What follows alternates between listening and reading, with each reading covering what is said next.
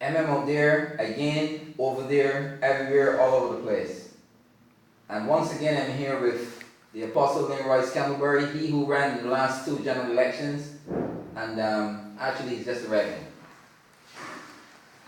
How are you doing, sir? I'm doing excellent. Nice to have you again. It's nice to be here with you again, Mr. Morris. Okay. Now, on the BLP had their annual Heroes Day picnic, and the Right Honorable Prime Minister near Motley, she advised Barbadians to stay on course. That was the headline in the newspaper. That's right. And something like remain steady, stay the course, and we will get there. But my question is when? That's my question, Ms. Motley. When are we going to get there? Okay. And I shall actually, I'm going to read what she said. Okay. And this is quoting from the Barbados Advocate. And she said, I heard a lot of people talking, trying to make you believe that we are belonging to some abracadabra movement. We never came to fool you. We have told you from day one that you have given us a mandate to provide permanent solutions to you and your family, not quick fixes. Not a quick fix to make you feel good for 1 minute and by tomorrow you're catching your tail again. She added, what we inherited was the system that popped down. And if it takes 10 years to pop down, you can't fix it in 10 months. But I know this. I know it's going to get fixed. And I know that when it is done, it's going to be prettier and better than anything you ever see yet. And why? Because we are working with you, the people of this country. Motley used the occasion to highlight some of the promises which were made by the BLP that they have delivered on.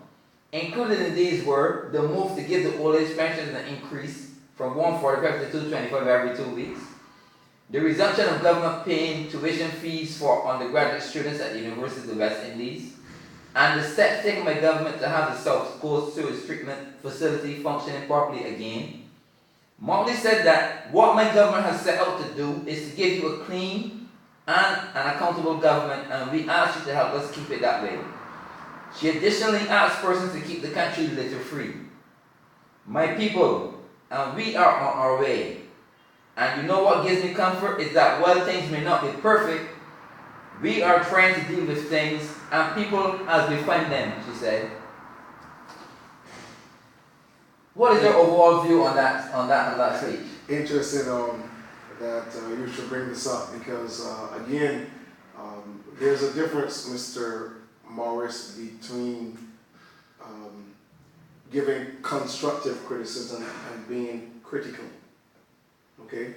And one of the things that we have to understand about the concept of governance, especially in a small island developing state like Barbados, is delivering on the things that actually does not create progress is still a big issue in Barbados. Okay?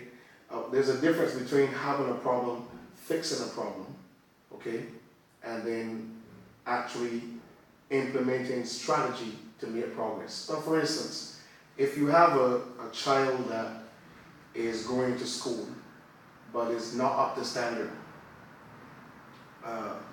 pertaining to the class and the age that they're at, you implement a strategy of sending that child to lessons. After school and weekends and so on. To make the child better, okay?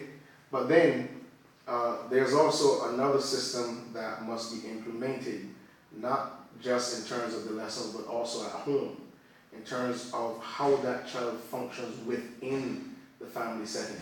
All of that is combined to create a better child. Now, what we're seeing many times in Barbados are things being done that will not take the people forward versus taking the country forward. So you can do things within your country to put your country in a better standing in terms of the international, the global market, but it does not necessarily pan out in terms of helping the people become more progressive. And I think this is one of the things that we're clearly seeing here. Now that was very well put, Apostle. And even this year, the pension increased from 145 to 225. Well, again, you have an increase, but I've been at the post office. I've heard individuals, elderly, complaining, my water bill, I don't use $45 in water, but I'm paying $45. So at the end of the day, you give them an increase, but it's still taken back from them in another way. And as you mentioned in the previous interview, the Honorable Prime Minister, Ms. Motley, seems to have a strategy of giving you in one hand and taking away it's in clear. the next with the next hand, and quite blatant at doing it at that. You know, as I said this, you know, in watching Ms. Motley for years, she's a brilliant individual. Yes, she is. But most of the times, when brilliance is surrounded by incompetence, it creates a problem.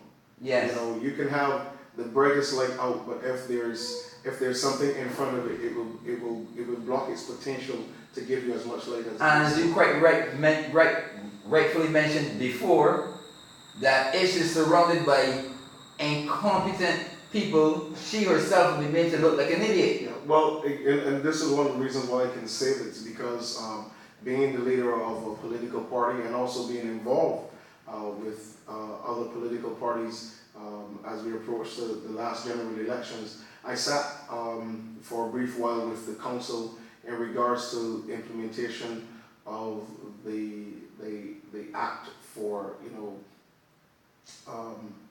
making sure that here in Barbados we have confidentiality.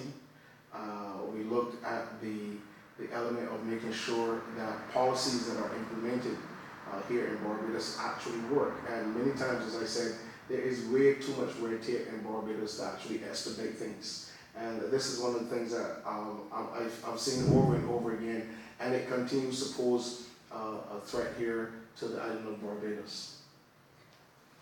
She also mentioned about some of the things that she's claiming to have done. The resumption of the fees not being paid at the University of West Indies. I actually was one of the very few who was actually pleased when the fees were implemented, because I thought the students wasted too much time. And that was another way of wasting the taxpayers' money as well. Because when they go overseas, I went to university overseas. Right. Well, and I had a student loan and I had to pay. Yeah, well, you know, this is again part of the issue that I've always been talking about, which is development of our people. If you continue in Barbados to present things freely, our people will not evolve. Okay? In other countries around the world, every parent, every family knows, once my child is about to leave high school, the next step is college. And money. And money. And money. Every family knows that. So they prepare for it. Okay? And because the financial systems in America, let me use America, the financial systems in America are in favor of education. Okay? The banking system structures themselves to help families send their kids to get educated.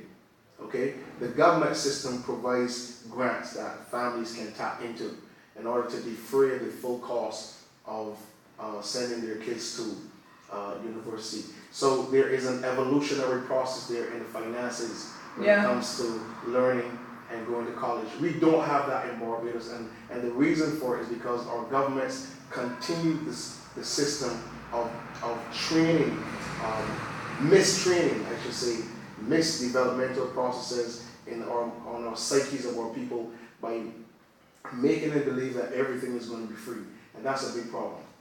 Yeah, as I said before, they waste too much time, and if they actually had to pay, they would then realize it would be different, because they would be paying. Yeah, even if you did that, even if you were going to do that, you should make sure that the people who are going to be going on to university qualify to go to university. Yes.